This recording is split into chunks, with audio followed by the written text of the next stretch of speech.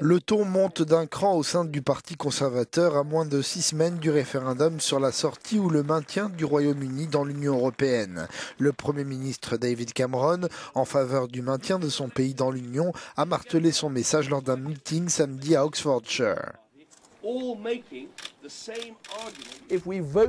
Si nous votons pour quitter l'Union européenne le 23 juin, nous voterons pour des prix plus élevés, pour moins d'emplois, pour une croissance plus faible, potentiellement pour une récession.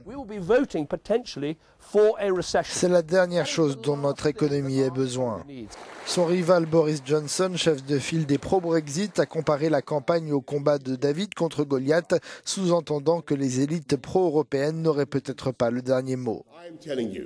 Je vous le dis, si nous votons pour quitter l'Union européenne le 23 juin et si nous reprenons le contrôle de ce pays, de notre démocratie et de notre économie, alors nous pourrons prospérer comme jamais auparavant.